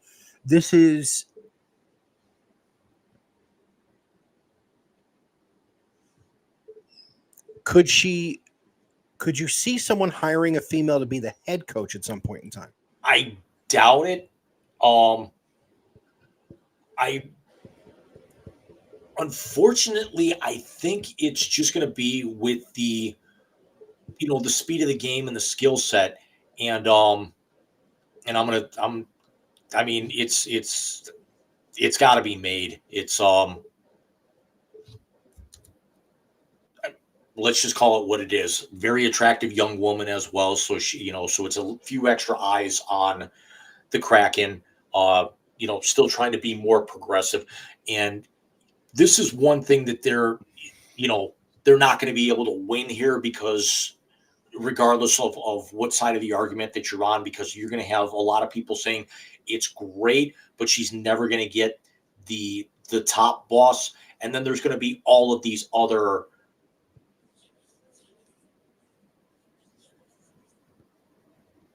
I can't think of the right word without having to censor myself here, but saying, go broke, go woke, go broke, and she's got no business being behind the bench in a men's league. Talk to Becky Hammon, who won. The word is dumb fuck. Right, who won a title and got a serious interview by the Spurs, and then turned that into a WNBA head coaching job where she won a title as well. And I guarantee is going to get a serious look when Popovich goes to retire because of how familiar she is with the organization. I was going to say Becky Hammon's the next head coach of the San Antonio Spurs. I'm going to say it. And I would put those dudes in that locker room would run through a wall for Becky Hammon. You know who else I think could coach in a men's league and be very good at it is Dawn Staley. Oh, absolutely. Because she brings the resume. She's also young enough to be able to do that too. That's true. And the other thing about that is one thing I've noticed about basketball players, if you know ball, you will have the respect. Yes. And I think Dawn Staley would have the respect. And that's where I think that Jessica Campbell, this is a very good position for her to be in, especially with such a young up-and-coming, organization. I'm not going to say team for the squad that they put together because Seattle's got a very good mix of veterans and younger players in their lineup. But it's the perfect storm for her because she either can stay as a top assistant or when the PWHL expands in the next few years, she's going to be the first one to take one of those jobs, whether it's going to be in Detroit or Chicago or if they put a team in Milwaukee because she played at the University of Wisconsin. So it's, they've got a bunch of different opportunities. Whoa. She played Big Ten hockey? Yeah. Yeah, she's going to have respect because those ladies throw down in that league. I was, of course, being, a Buckeye. I watched them play Wisconsin in the final on YouTube just because I wanted to watch it. And I gotta say this for a brand new staff, for anyone who possibly was going to get retreaded at this particular point, I think Dan Bilesma fits the perfect scenario for just the jobs that he's done in Pittsburgh, the job that he did with Buffalo. Granted, he had no talent in Buffalo. He had wings though. What's that? He had wings though. Yeah. Some things can be overcome. But I do like this move a lot, and there's already like photos of her because they're already doing their rookie development camps. So she's already on the ice with the younger players, and it's gonna show Bilesma really what she can do. She's gonna get a lot of publicity, in training camp and also at the very start of the season. I'm not saying this is going to be something where you're going to see the Kraken show up a lot more on national TV broadcasts, but it's definitely something when they do, she's going to be talked about. Very, very, very long overdue. Agreed. And hats off to her for being the first. Look, when you play Big Ten hockey, men or women, you have to know how to play. You have to have the skill set and you have to be good. And again, she worked with these kids in the minor leagues. You're going to have the respect walking in the door because they know you're there for real. You're not just the pretty face behind the bench. You are there for real. According to the story, and I'm taking this from ESPN, quote, Firebirds Director of Business and Hockey Operations Troy Bodie told ESPN last year that Campbell made an impact with players during her first season. He said Campbell, quote, really took it upon herself, end quote, to have meaningful conversations with players. He also said that Campbell often spent significant time with players before and practices in different areas where they wanted to develop. Quote, before practices, she'd have half-hour skill sessions that would have 90% participation. I was shocked because there was usually never that much participation for an optional skills practice, end quote. Campbell played 4 seasons at Cornell, where she captained the Big Red in her senior year. She played professional in Canada for 3 seasons and 1 in Sweden. Her coaching career started in 2018, where she was an assistant coach for the Pursuit of Hockey Excellence Program Academy before eventually spending a year as a skating coach in Sweden. She was an assistant in 21-22 and also was in the women's the Deutsche Ice Hockey League. Was assistant for Germany at this is how good she is. She was an assistant for Team Germany at the 2022 IIHF Men's World Championship.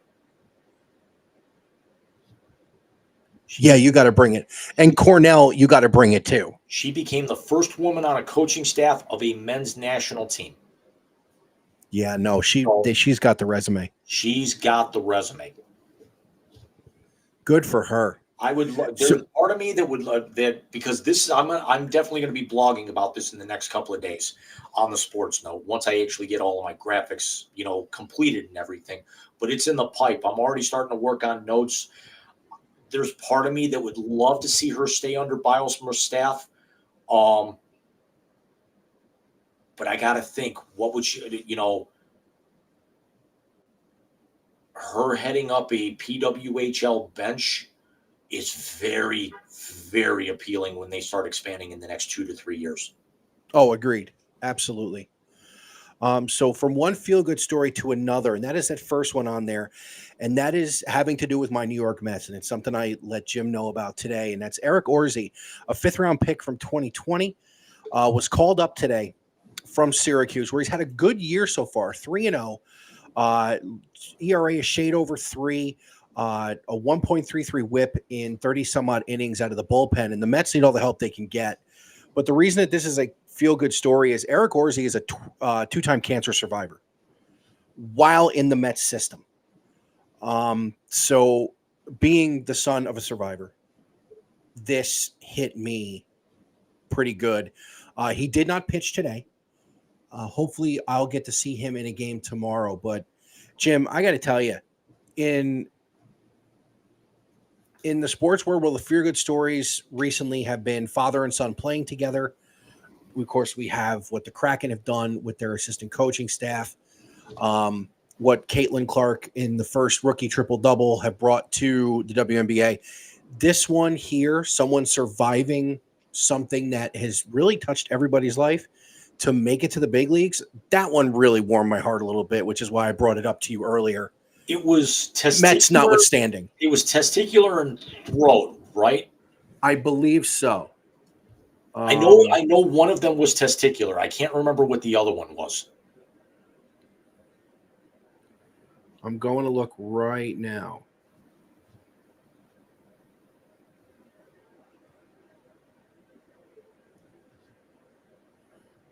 Melanoma. Okay. He missed part of the 2018 I'm sorry, it wasn't in the Met system. He missed part of the 2018 season and all the 2019 season when he was at the University of New Orleans because of initially testicular cancer and then the melanoma on top of it. So you want to talk about a fighter. First of all, you go to the University of New Orleans, you got to be able to fight. Sorry. Which, unfortunately, for New Orleans baseball, their biggest claim to fame was actually, our worst call of the year last year in the Wise. Yes. But I can't wait to see him go. I really can't. He's been very good at Syracuse. So I'm excited to see him. And I like this story because take everything out of, anytime somebody comes back from this, especially with, there's not a whole lot going on right now, especially with, football not quite starting up, basketball and hockey have completed. So there's only baseball. And a lot of the times you got to wait until later in the day. So what do you watch in the middle of the afternoon? For me, I don't know if it's, just the nostalgia and everything, but Hallmark's been doing their Christmas in July. So it's 24-hour Christmas movies all month long. And I've probably seen a lot more St. Jude commercials than I actually remember in recent months, just throughout the course of the afternoon. So anytime somebody can, pull at your heartstrings in the best way possible for a story like this, we're absolutely going to talk about it, and good on him. And absolutely and great on the Mets, better, even more. Yeah, absolutely. And listen, this is not a publicity stunt. They brought him up on merit. Right. So definitely bigger up to him because the Met bullpen is god awful. God awful. I mean, outside of Diaz, yeah. And he just got back from suspension today. Right. And eight straight saves after coming back with suspension, Yeah, hopefully we can keep turning because he got the save today and he looked good. But James, I believe it's time. Vader time? Sure, why not? Would you shut up? You just pushed the button already? No! God! No! God, please, no! No! No! No! It's the YZ Translator on the Wise Guys Sports Show. I'm forever unclean. Yes, ladies and gentlemen, it is the time for the best segment of the night because it is the last segment of the night, the YZ Translator. The time when Jim and I give each other names in and out of the sports world, and we come up with the first thing that pops into our head. And also we have the other funniest moment of the night when Jim unveils the Chiron for the translator every week. Michael, do you realize that there's a possibility if we get through this quick enough, we could be out in under 2 hours for the first time, and outside of your issue from a few weeks ago, for the first time in probably 2 months? Well, then unveil the fucking thing. Now, to preface, because I've been doing that lately, there was a certain documentary that I'm going to get a lot of shit about that took me 3 days to watch. Then I actually watched a reaction video with the subject of this on one of my favorite YouTube channels.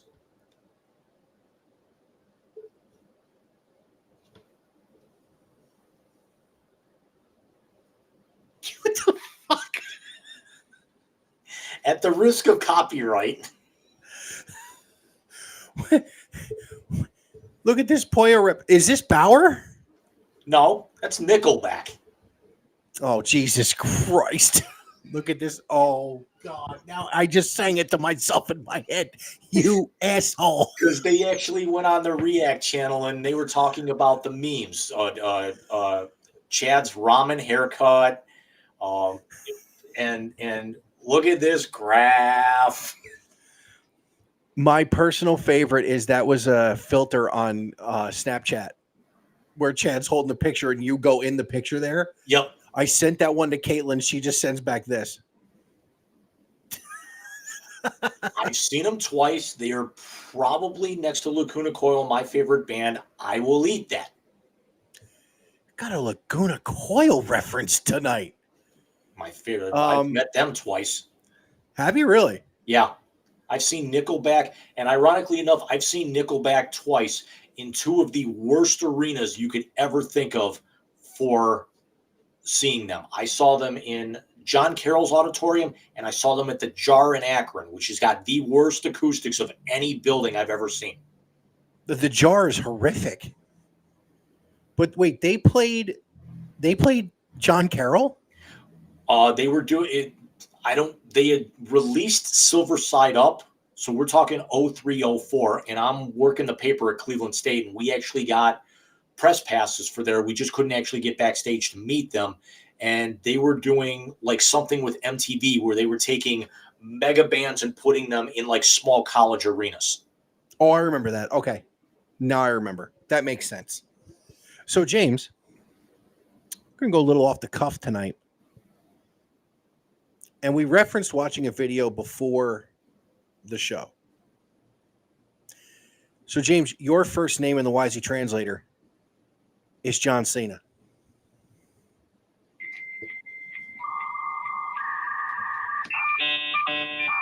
You mean John Cena? I knew you were going to do that too. He ain't the GOAT, but he's up there. And Is he on Mount Rushmore? what's that? Is he on the mountain? I gotta say yes. You don't win. I mean, even though we say whatever you want about the sport, but 16 titles. He sold more merchandise than anyone in history. Granted, a lot of that is because of the younger demographic that they were catering to. And Alex, we love you. You're absolutely right. If you had to put them head to head, he is far and away a better actor than the shitty bald-headed one who beat his ass at WrestleMania this past year. That guy's got an interesting movie coming out where him and Chris Evans have to find Santa Claus, played by J.K. Simmons, who has been kidnapped. By the way, Lucy Liu's in that movie. Oh, yeah. Lucy Liu, I think, plays like a Mrs. Claus type, but like his personal assistant. J.K. Simmons, the trailer opens up with J.K. Simmons doing shoulder presses 500 times. And Dwayne Johnson is spotting for him. Only J.K. Simmons can get away with that shit, too. But I think we talked about something. And Michael, would you like to kind of give the context to why I got John Cena? John Cena tonight at Money in the Bank in Canada has announced that 2025 will be his final year with WWE. He will make an appearance on Raw once it goes to Netflix. Side note, it better be Seth fucking Rollins the first night of Netflix, as opposed to Seth freaking Rollins. Yeah, because they actually said that it's going to be very, very limited commercial or advertisement. It's going to be uncensored. The TV 14 era is over. So, Yeah. And quite honestly, even though their ratings have gone downhill, the quality of the product that they put on AEW is still far and away much better, even though WWE has gotten a lot better. And also with WWE, big ups to Cleveland's own Johnny Gargano winning the WWE Tag Team Championship with Tommaso Ciampa last night for the first time. Oh, I saw that. I meant to ask. I thought that was Johnny. I just saw a picture, but I thought that was Johnny. That's awesome. But he will be a part of the first Raw on Netflix. He will be a part of the Royal Rumble. He will be at the Elimination Chamber, and he will close his storied career at WrestleMania next year in Vegas. So again, from the Wise Guys, John, may Hollywood treat you as well as the WWE and your run in the WWE has treated us. Who you got for me, bud? Michael, real quick here. 1 second. I was actually trying to load something real quick and it just stuck. Did you try and load our music to go out to tonight? No, Are you gonna? no, not that quick. I can't get it pulled fast enough. Damn it, where'd it go?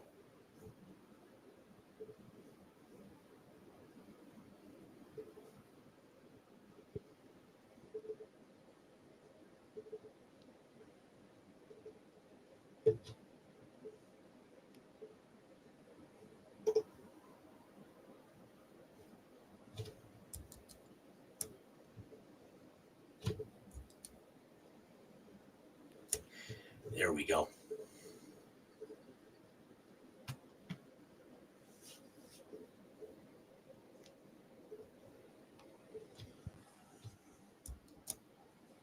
There's Johnny. And Candace. Well, obviously, and Candace. And just over my shoulder, I don't know if I've shown this photo before. That's Ray Rowe. If you any wrestling fans out there, you haven't seen him in a while, but that is Eric from Viking Raiders. Oh, no shit. Who's the one on the right? What is her name? I fucking know this too. It's not Serena Deeb.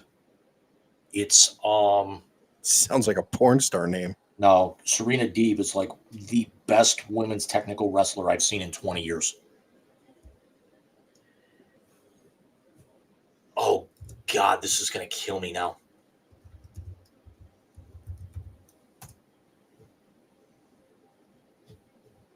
This is going to kill me.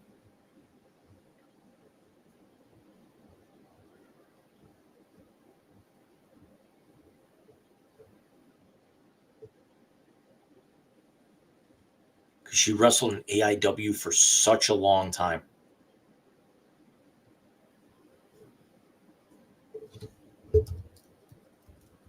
Is Johnny our age or is he younger? I want to say he's quite a bit younger.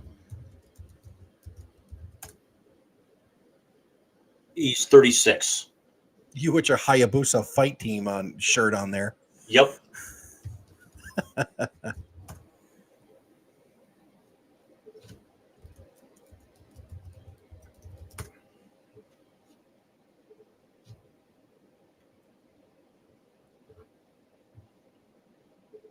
I know what to look, but it's not giving me the names that I want.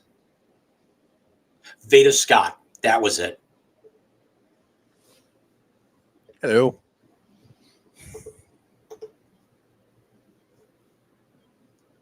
I still remember because that was, I think, from I don't think that was Johnny's farewell match before he got signed with WWE. I just actually remember that night, Johnny and Candace tagged up against EC3, and I can't remember who the girl was, and it turned into a dance-off where they ended up doing the Dirty Dancing lift in the ring. That's awesome. On the video, it is me above the entire place yelling and all 500 people laughing, going, "Nobody puts Candace in a corner." I remember you telling me about that. Michael, Who you got for me? your first name in the YZ translator tonight. We talked about the end of one career.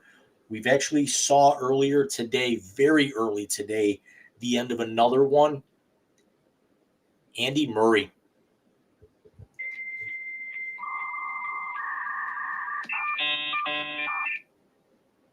The only Brit tennis player I've ever even wanted to watch. Did you see Sue Barker came out to his final match at center court at Wimbledon? Yes. That was pretty cool. Yeah. That was pretty cool. And listen, let's talk about. He won there, right? He did win Wimbledon. He won twice, and I want to say he also won the U.S. Open once. So he's got 3 majors. Yeah, Andy Murray, the best British tennis player last 40 years, maybe more. Because Laver was Australian. Yes. Yeah, I remember when he won Wimbledon, and it was the first time in forever that a British player had won at the All England Club. Look, it's our childhood's gone, dude. So All the players are gone. He said he would not be playing singles. He was eliminated in doubles earlier in the week, and then he was playing mixed doubles with Emily Raducanu, and she ended up retiring with wrist soreness, so effectively ending Andy Murray's career at Wimbledon. And he's essentially also said that because he also had hip resurfacing surgery recently, and just hasn't been the same. I don't want to say it was this year. It might have even been last year, but he may not even play in the Olympics in the next few weeks as well. Yeah, that'll be rough because I think didn't he win a gold medal too? I'm not He either won it or sure played about for it. that. He either won it or he played for it.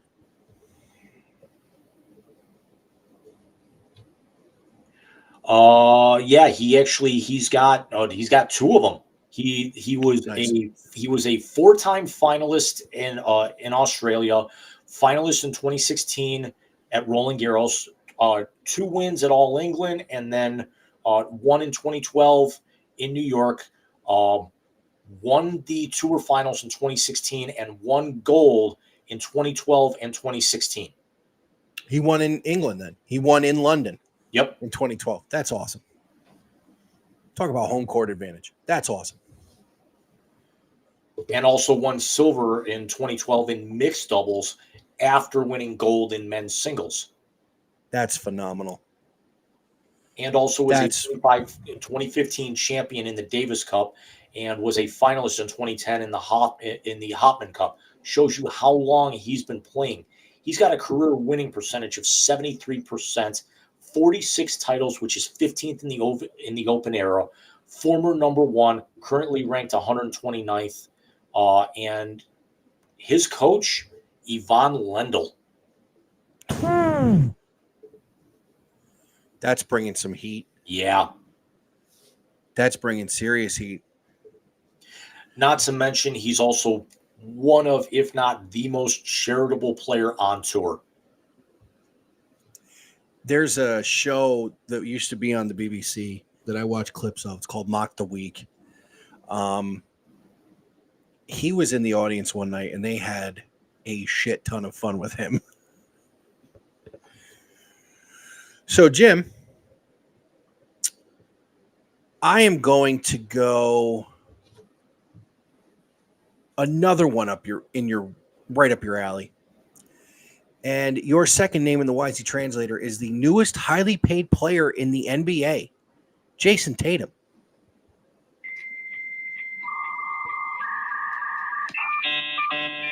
I mean, you figure we actually had to wait all those years for LeBron to become the highest paid player, for being the best player in the league.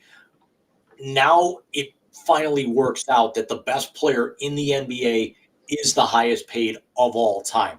Is he going to live up to that contract? There is no indicator that tells me he will not.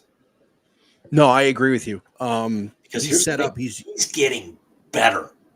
Yeah, and he's young enough that he's barely in his prime. He's got a great team around him. He's got a great front office. He's got a good head coach. You know, everything's coming up roses for Boston right now. Everything's coming up Pisses roses for him. He's got that record deal. He's coming off of a championship.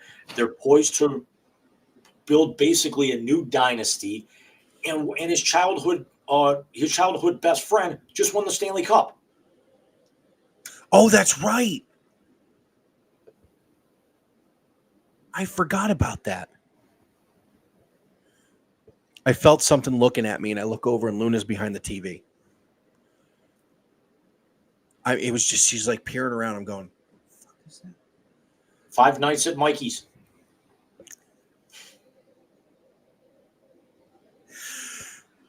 Speaking of, we're door dashing the other night. I go to CVS over on the island where we went to the beach. Guy in front of me, T-shirt, St. Simon's Tailgate, Georgia, Florida, 2023. They had one on the island.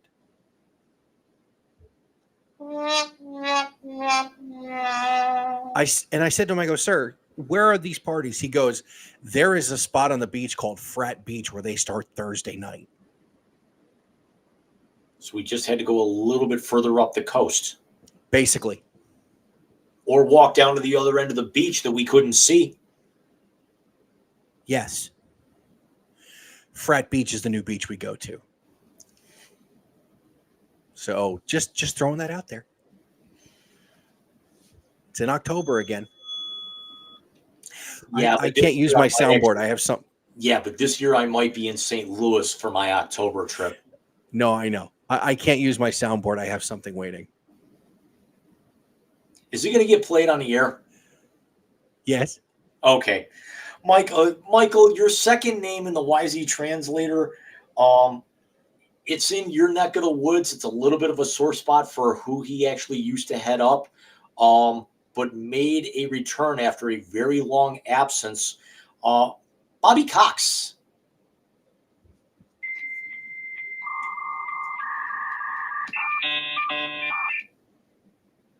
I hate that little fucking troll, but he had the best ejection story ever. Have you heard the one about Smoltz in Cincinnati? It's been quite a few years. Please refresh. All right, so Hunter Wendelstedt is umpiring third base, and of course his father Harry was an umpire for years.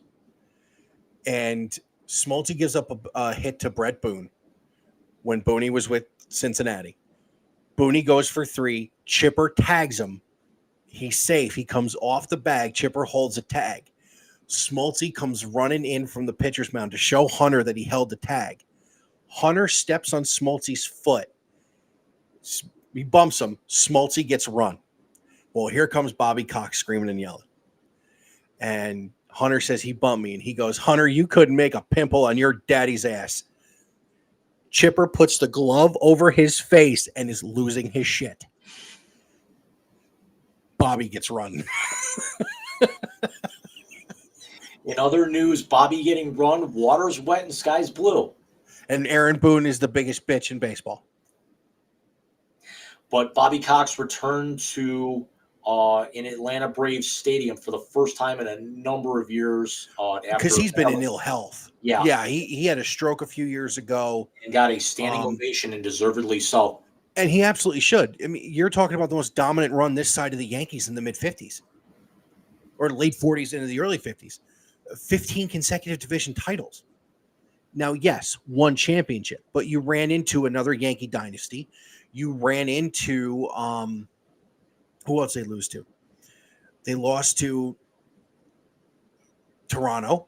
They lost in it, maybe the most epic Game 7 in Major League Baseball history. The one where Smoltz and Jack Morris went fastball for 10 innings. Mm-hmm. You lose the World Series on a sacrifice fly in the 10th inning of a scoreless game. The next year, you lose it to a Toronto team that won 2 in a row. You go back in 95, you finally get one against the Indians. You go back in 96, you lose to the Yankees. You go back in 99, you lose to the Yankees. They didn't lose to Toronto twice because the second Toronto one. The Toronto the second Toronto one. Was Mitch Williams. Yeah, it was Mitch Williams, but they lost the first one in 92. Okay. To Toronto. They lost in 91 to Minnesota, 92 to Toronto. And then they lost the LCS to Philadelphia in 93. They win the World Series in 95, lose the World Series in 96. They lose to the LCS to the Marlins in 97. They lose to San Diego in 98. They beat the Mets in 99, lose to the Yankees in the World Series. They lose to the Cardinals in the LDS in 2000. 2001, I mean, they won the division from 1992 when they were in the National League West through 2005. And it took a 97-win Mets team in 2006 to beat them. I mean, at that, what a run Bobby Cox had, a first ballot Hall of Famer. And then think about it. He helped build those Toronto teams in the mid 80s into the 90s, which ended up winning those 2 World Series. So before we get out of here, your favorite ejection ever? Bobby Valentine coming back in the fucking mustache. He managed one of the teams on Old Timers Day. He came out with the mustache on. Yeah, I remember that. Howie Rose goes, that was the easiest bet in the world. Lloyd McClendon picking up the bag and not just throwing it, but taking it down the tunnel with him. To where they had to have an attendant come in from left field with another bag. Yeah, my favorite ejection as a player is George Brett. Oh, without question. The Pine Tar incident. Oh my God. He blew a fucking gasket. And then they replay it and he hits another dinger off the fucking Goose Gossage and the game's over. So as we said at the beginning of the episode, we are now coming to the Wisey summer hiatus. We will be off for the next 2 weeks. Our next episode will be Saturday, July the 27th at 9 p.m., where we will get into everything that went crazy in the 2 weeks since we've been on. And then we will be ramping up for a very special episode, the first episode of August, which we may have to move that because I think that's around Steph's birthday. And also the train is going to run hot and heavy because we're going to be getting into not only the Major League Baseball trade deadline, not only the special episode, but we are going to have college and NFL previews coming. Another episode with the Four Horsemen is being worked on as we speak. We got we got training camps because all leading up to this. By the time we come back 2 weeks later, I'm already starting to get notifications on my favorites on on ESPN and CBS Sports of preseason football. Yeah, no, we are going to have a lot packed into the month of August as we get to really the busiest time of year. Because once we ramp up to college, August 31st, Ohio State kicks off. Of course, I say Ohio because of my fandom, but college football, in all honesty, kicks off in less than 60 days, or about 60 days. Week 0 is the 24th. Yeah, we are 60 some days away from college football. But Jim, you had mentioned something at the beginning of the show. And since we are going on our summer vacation, there really is only one way to go.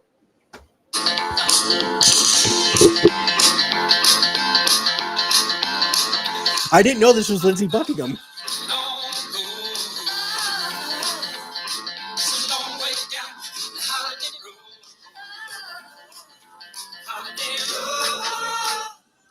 So we are going to get into the family Land Cruiser, and we will see you guys in a few weeks. Enjoy the rest of your weekend. Happy 4th to everybody. Have a good one.